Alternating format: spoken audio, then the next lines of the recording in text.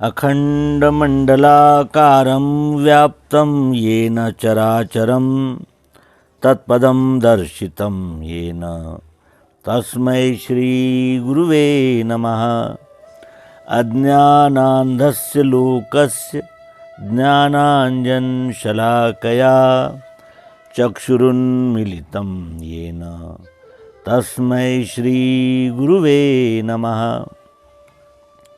अध्यात्म विश्व विज्ञान यूट्यूब चैनल पर उपस्थित अपने प्रिय मित्रों का हार्दिक स्वागत और समादर करते हैं। भगवान श्री मायानंद जी चैतन्य, इनके जीवन और कार्य के विषय में हम सबको अत्यंत उत्सुकता रहती है।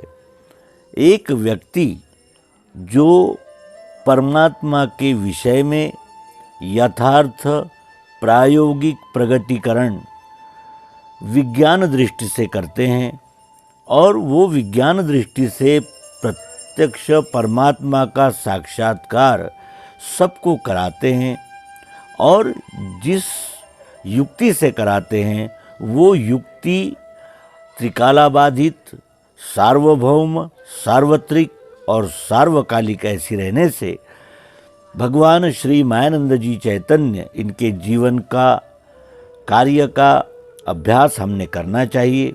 और इस अभ्यास के द्वारा कर्मठता, सतत उद्योग और प्राणी मात्र यच्चावत विश्व के विषय में अपने हृदय में अनन्यता, इसका उदय उनके जीवन चरित्र को जानकर निश्चित रूप से होता है। ये अब तक हमने इसका अनुभव उनके जीवन चरित्र को जानते समय लिया है। आइए अब आगे दिव्य दृष्टि ग्रंथ का मुद्रण प्रकाशन कैसे हुआ और ओंकारेश्वर में विज्ञानशाला की स्थापना कैसे हुई, उसमें उन्हें किन लोगों का सहयोग मिला, कैसे कैसे लोगों से उनका संपर्क आया, और उस संपर्क में से ही विज्ञानशाला की स्थापना और विज्ञानशाला के द्वारा अध्यात्म विज्ञान का प्रचार प्रसार किस तरह हुआ, ये जानने में हमें अत्यंत सहयोगी ऐसा ये 12वां भाग प्रस्तुत करते हैं। दिव्य दृष्टि ग्रंथ का मुद्रण प्रकाशन। ग्वालियर से सिद्धनाथ वापस आने पर उन्होंने अनुभव पत्रिका दिव्य दृष्टि इस नाम से छापने का ठहराया। दिव्य दृष्टि इस छोटी सी पुस्तक से महाराष्ट्र भाषा के ही नहीं अपितु सब भाषा के विद्वानों को लाभ होगा। दिनांक 25/7/1913। श्री मायानंद जी के फोटो अपने पास रहना चाहिए, ऐसी इस समय लोगों की इच्छा हुई थी और लोगों ने उनके माध्यम से ऐसी मांग की थी। सामने दृष्टि वाले हमारे फोटो की 12 प्रति पोस्ट कार्ड ब्रोमाइड 3 रुपये कीमत में आ सकेगी तो वीपी से इस पते पर भेजना। पता कालूराम वैद्य, सिद्धनाथ। दिनांक 25/7/1913 का पत्र। इस समय नर्मदा महात्म्य लिखना शुरू था। जिस दिन लेखन समाप्त हुआ उस दिन नर्मदा जी में बहुत बाढ़ आई। ऐसी भयानक बाढ़ 20 साल में नहीं आई थी। हम जिस स्थान में रहते हैं वहाँ तक जलाया, जगतानंदी नाम सार्थक किया। इससे गुरु कृपा पूर्ण है यह दिखता है। दिनांक 1/8/1913। श्रेष्ठ जनों के जीवन में ऐसे काकतालीय प्रसंग बहुत बार आते हैं।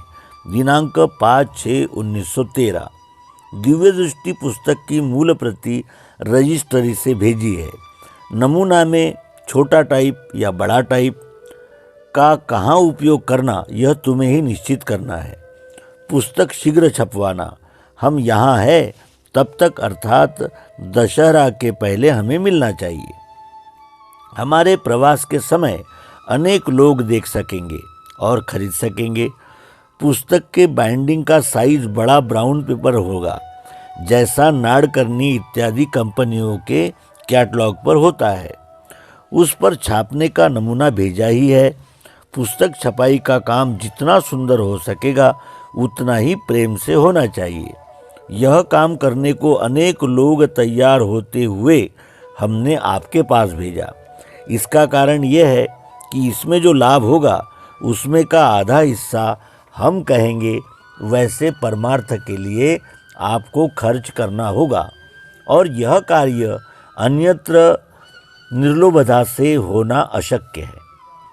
दिव्य दृष्टि की छपाई के संदर्भ में कितनी स्पष्ट सूचनाएं हैं और स्वार्थ और परमार्थ इनका योग्य समन्वय दर्शा के श्री देसाई जी की निर्लोभता का योग्य गौरव किया है। अगले साल चैत्र मास में हरिद्वार में चढ़ाव है। उस समय संतों की प्रसन्नता के लिए श्री भागवत जैसा श्री गीता जी का 11वां अध्याय दिव्य दृष्टि सहित लिख रहा हूँ। मराठी दिव्य दृष्टि पुस्तक छापने में जो खर्च होगा उस राशि में ही यह पुस्तक छप जाएगा। ऐसा यह पुस्तक होगा। इन दोनों पुस्तकों के लिए 100 रुपये की राशि आपको खर्च करनी होगी, लेकिन अंत में अत्यंत हितकारी होगा। यह निश्चयात्मक समझ लेना। दोनों पुस्तकों में प्रेरक फोटो अवश्य देना, ऐसा यहाँ के संतों का मत है, इसलिए आपको सूचित किया है। आपको छपाने के लिए समय नहीं हो तो जल्दी पत्र भेजना। यहाँ भी अनमोल सहयोग देने वाले बहुत लोग तैयार है। 16/8/1913 फिर से 25/8/1913 को इस बारे में ही उन्होंने पूछा। भ्रमण में पुस्तकों का उपयोग है और बहुत लोगों की भी मांग है, इस कारण लिखा है। यदि आपके पास पैसे नहीं होंगे तो उधारी से लेकर जल्दी पुस्तक छपवाने का प्रमुख कार्य करने के लिए दिनांक 1/9/1913 के पत्र में लिखा है। विश्वरूप दर्शन योग भी छापने को भेजा है। हिंदी प्रति हिंदी प्रांत के तरफ और मराठी प्रांत के तरफ मराठी प्रति भेजना। स्वामी शंकराचार्य श्रृंगेरी इनकी तरफ अवलोकनार्थ भेजना। दिनांक 4/7/1913। इस पत्र में भी लिखते हैं, इसके आगे हम संत महात्माओं ने जो गूढ़ भावात्मक अर्थ किया और कैसे किया, इससे लोगों के मन में कैसा भ्रम हुआ, यह सत्य कथन करने की शुरुआत करने का विचार कर रहा हूँ। कर्म में दृढ़ता रखना प्रभु के स्वाधीन है। यह चमत्कार निर्णय इस ग्रंथ का बीज है। पुस्तकों की छपाई जल्दी हो जाए तो अच्छा होगा, ऐसा उन्हें स्वाभाविक रीति से लगता था और दुनिया को सुलभता से मिलना चाहिए, ऐसी श्री मायानंद जी की तीव्र इच्छा थी। इस पुस्तक के विषय में उनके विचार देखना आनंददायी है। हिंदी भाषा और मराठी भाषा के पुस्तकों का सब भाषा में प्रचार होगा, यह सिद्धांत है। दिनांक 1/8/1913। अनुभवेच्छु पुरुषों को इन पुस्तकों की सदैव जरूरत पड़ेगी ही। दिनांक 13/8/1913। वेदांत विषय के संबंध में अंतिम सिद्धांत का कलियुगीय जीवों के उद्धार के लिए आखिरी ग्रंथ सद्गुरु कृपा से प्रकट हुआ है। ऐसे आगे की पीढ़ी के लोगों को कहना पड़ेगा। सूक्ष्म विचारवान को ध्यान में आएगा। हर एक मराठी शाला में पुरस्कार देने के लिए यही पुस्तक रखा तो कल्याण होगा। दिनांक 18/9/1913। सब शालाओं को ऐसे ही अनुकरण किया तो हर एक घर में आत्मदर्शन की व्यवस्था होगी। यह गुप्त रहस्य सबको समझना हितकारी होगा। जिसका निश्चय होगा वह सच्चिदानंद होगा और कलियुग में उसे सतयुग ही होगा। दिनांक 7/10/1913। पुस्तक की कीमत 2 आना रखी। यह अति उत्तम किया। जग कल्याण में अधिक सुलभ होगा। हिंदी पुस्तक भी जितनी जल्दी छप जाएगा उतना ही अच्छा होगा, क्योंकि गीता जी में जो मूल प्रश्न है उनका सनातन रहस्य अत्यंत सुलभ रीति से हाथ में आता है। यह कार्यार्थ, यह शरीर प्रकट हुआ, यह आगे की पीढ़ी के ध्यान में आएगा। दिनांक 21/10/1913। स्वतः के अवतार कार्य की इसमें स्पष्ट घोषणा की है। दिनांक 7/10/13 के पत्र में उन्होंने पुस्तकों को महाराज, रीवा, बड़ौदा, देवास, धार इत्यादिकों को तथा वैसे ही दक्षिणा प्राइज कमेटी और लंदन में भट्ट, मैक्स मूलर तथा गवर्नर जनरल को भेजने को सूचित किया। अर्थात यह उनके आत्मविश्वास का द्योतक है और सद्विद्या का फैलाव करने के लिए किया हुआ अथक परिश्रम का द्योतक है। इस पत्र से ही संतों का दास मायानंद चैतन्य ऐसी नई उपाधि युक्त हस्ताक्षर करना प्रारंभ किया, ऐसा दिखता है। दिनांक 21/10/1913 में नर्मदा महात्म्य मूल प्रति संपूर्ण हुई। छपाई की निश्चित योजना अभी दिखती नहीं। इसके अनंतर जब वे हरदा आए तो वहाँ की मंडली की सलाह से नर्मदा महात्म्य वहाँ ही छपना निश्चित हुआ। दिनांक 10/11/1913। इसके बाद के पत्र से फोटो और ब्लॉग के विषय में पूछा है, लेकिन सामाजिक कार्य पर उनका क्या विचार था इस पर थोड़ा प्रकाश पड़ता है। यह कार्य सामाजिक होने से एक पर ही इसका भार नहीं होना, हर एक को योग्य कीमत देना चाहिए। दिनांक 19/12/1913। इस पत्र में ही उनके सच्चे व्यवहार का उदाहरण दिखता है। 10-10 ब्लॉक की वीपी भेजते रहना, पहले कुछ राशि लगेगी तो सूचना देना, लेकिन वीपी से अच्छा रहेगा। यहाँ बालू भैया मालगुजार है।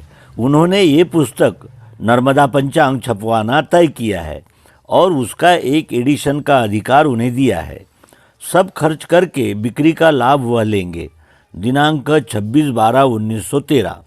ब्लॉक के बारे में सब और उन्होंने पूछताछ की थी, लेकिन केवल ग्वालियर वालों पर वे अवलंबित नहीं रहे।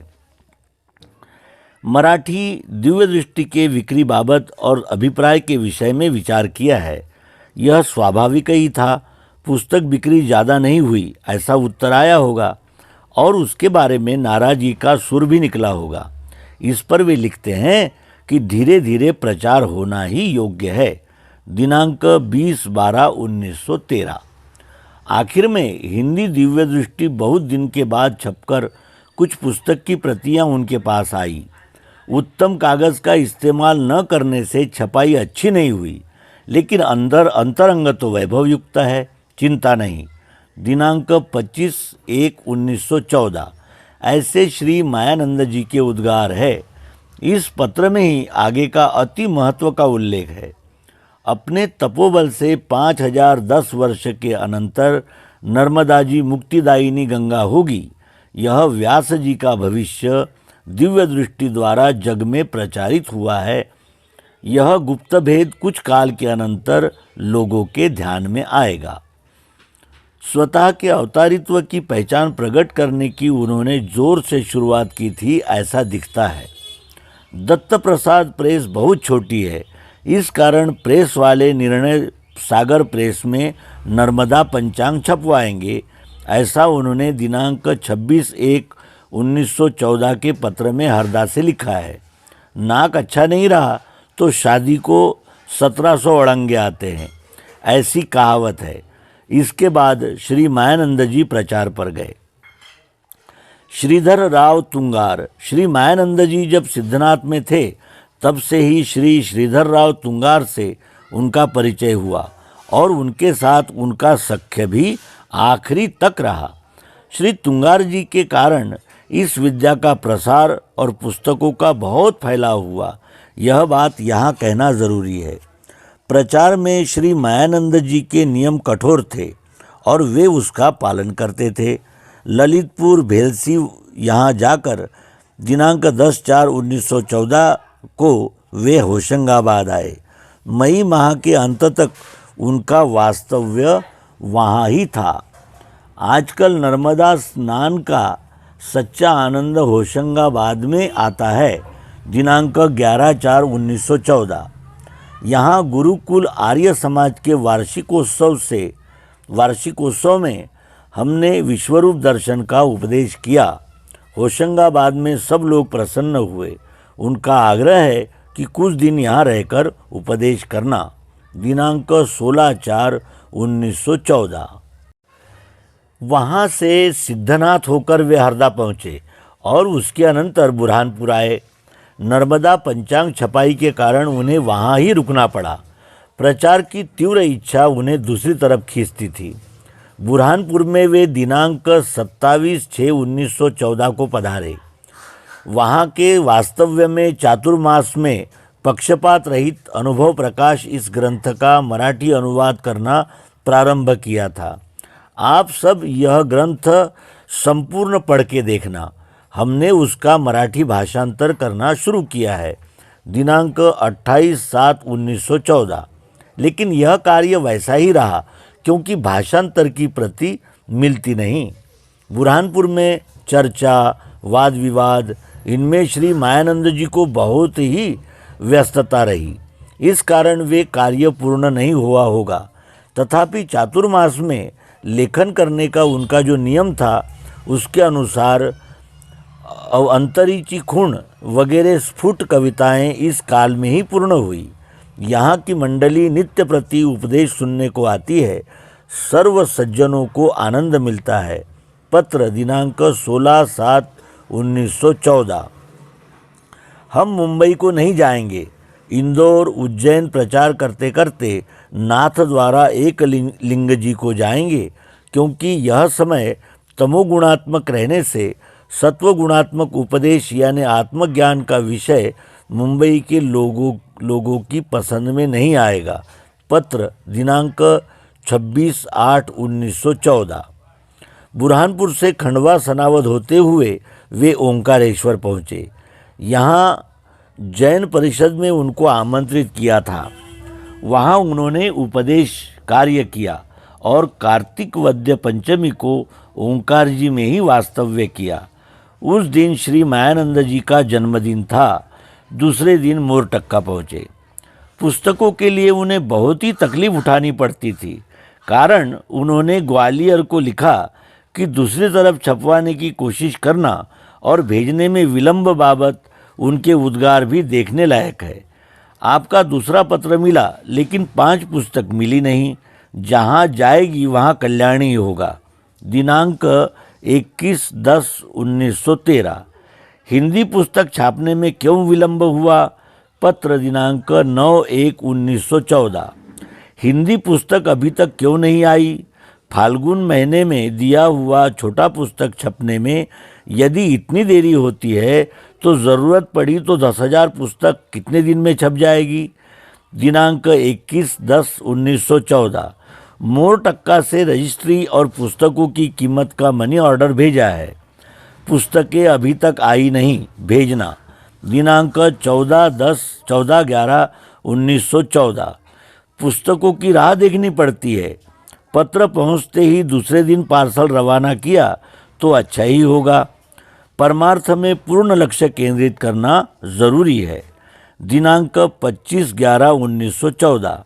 यहाँ 56 पुस्तकें भेजी थी, उनमें 2 पुस्तकें कम थी, वो भी पार्सल के साथ भेजना। दिनांक 19/12/1914। इंदौर में श्री मायानंद जी का मुक्काम 1.5 महीना रहा। वहाँ के सब प्रकार की वृत्ति के लोग उपदेश सुनने को गए। चर्चा भी बहुत हुई। इंदौर में उपदेश ग्रहण करने के लिए सभी स्तर के विद्वान लोग आए। शहर के लोग प्रसन्न हुए। गायत्री मंत्र पर पुराणोक्त गुरु संबंध से प्रश्नोत्तर उन्होंने लिखकर भेजे। वह पुस्तक में छपी है। दिनांक 15/3/1917 के पत्र में वैसा उल्लेख है। इसके अनंतर वे देवास आए। 20 दिन मुक्काम हुआ। उपदेश कार्य शुरू ही था। कहहु सब आप सहित गोविंद, सगुण बिन निर्गुण लख न पड़े, सगुण बिन निर्गुण पंगु बिचारा। यह पद्य रचनाएं वहाँ तैयार हुई, ऐसा दिखता है। इससे ऐसा ध्यान में आता है कि सगुण निर्गुण ब्रह्म माया ऐसा जोरदार वाद वहाँ हुआ होगा, क्योंकि पद्य रचना में उन्होंने उत्तर पक्ष ही दिया है। काव्य शक्ति रहने से वाद विवाद में जो बतलाया वही काव्य में उन्होंने गूंथा। जो लोग आते थे सब बुद्धिवादी और चमत्कारवादी लोगों को वे आह्वान भी देते थे। उज्जैन प्रवास, करीब करीब 1.25 महीना उनका मुक्काम उज्जैन में था। पूर्वाश्रम में कार्य के निमित्त उनका मुक्काम वहाँ होता था, लेकिन अब अवतार कार्य निमित्त श्री मायानंद जी प्रथम ही आए थे। उज्जैन पुरातन प्रसिद्ध शहर है। ग्वालियर संस्थान का यह बड़ा शहर है। पुरातन पंडित और शास्त्री लोगों के यहाँ घराने हैं। 12 ज्योतिर्लिंग में से महाकालेश्वर का सुप्रसिद्ध मंदिर वहाँ है। इस कारण भोली भाली देव देवता पर विश्वास रखने वाली, वैसे ही पंथ पंथाई वाली मंडली, शास्त्री पंडित लोग अधिक है। श्री मायानंद जी ने बड़ी होशियारी से अपना मुक्काम हरि सिद्धि मंदिर के दरवाजे के गोलमरी में रखा। आने जाने वाले लोग कुतूहल से आकृष्ट होंगे और अनायास कार्य भी अच्छा होगा, यह उद्देश्य था। यहाँ दिव्य दृष्टि का रहस्य और 4 वर्ण के कर्म इस काव्य की रचना हुई। व्यावहारिकता क्या होती है, यह प्रश्न का यहाँ मंथन हुआ होगा। यहाँ से खाचरोद, रतलाम, मंदसौर होते हुए दिनांक 15/5/1915 को उदयपुर आए। जगह जगह पुस्तकों की मांग बढ़ रही थी। ऐसा दिखने में एजेंट बनाने की तैयारी की गई। रतलाम, संकना इत्यादि सब स्थानों में जन समुदाय सत्य उपदेश से प्रसन्न रहा। दिनांक 25/4/1915 गुजराती में दिव्य दृष्टि हेतु कार्य चालू है। 15 दिन में संपूर्ण होगा। गुजरात में जाने से पहले यह पुस्तक छपकर तैयार होना चाहिए। दिनांक 20/5/1915 आखिर चातुर्मास उदयपुर में करना निश्चित हुआ। अवतार के संबंध में होशंगाबाद में ही उन्होंने दशावतार वर्णन की काव्य रचना की थी, लेकिन बौद्ध दर्शन यानी स्वतः के अवतारित्व के आक्षेपों का निरसन करके स्पष्ट रूप से कथन किया है। ऐसे कवित्व की श्री मायानंद जी ने यहाँ ही रचना की। गीतामृतसार हिंदी कविताएं और दांडोरा यह भी यहाँ ही रचित हुई। रिक्त समय बर्बाद नहीं करना यह उनका नित्य नियम था। जब मंडली का आना जाना नहीं रहता तब वे अपने देह संबंधी कार्य जैसे भोजन का प्रबंध, भोजन इत्यादि से निवृत्त होकर समय बचा तो कविता लेखन का कार्य चालू रहता था। उदयपुर में नित्य प्रति उपदेश चालू है। शहर के विद्वान और मुमुक्षु लोग आए। सब शहर उपदेश से प्रसन्न है। जगन्नाथ तीर्थ के श्री शंकराचार्य जी भी आए हैं। अपने अपने योग्यतानुरूप सबों के उपदेश चालू है, लेकिन दिव्य दृष्टि पर लोगों की अत्यंत भक्ति है। दिनांक 10/8/1915 जगन्नाथ मठ के श्री शंकराचार्य जी और जैन पंथ के आचार्य श्री सूरी जी, इन्होंने दिव्य दृष्टि पुस्तक अत्यंत आनंद से ग्रहण किया और बोले कि इस छोटी सी पुस्तक में सब वेदांत सार आया है। प्रसार करने वाले मिल जाए तो जगत का कल्याण होगा। दिनांक 16/9/1915 श्री मायानंद जी को समाधान मिला, वह प्रकट है। तथापि इस पत्र में लिखने का उद्देश्य क्या? स्वतः की लौकिक वृत्ति न रहते हमने जो सिद्धांत दिया है उसमें कितनी अलौकिकता है, यह इस संदर्भ में देख सकते हैं। दिव्य दृष्टि से कल्याण कर लेना, ऐसा कहने का हेतु इससे प्रकटता है। लोकमान्य तिलक जी का गीता रहस्य।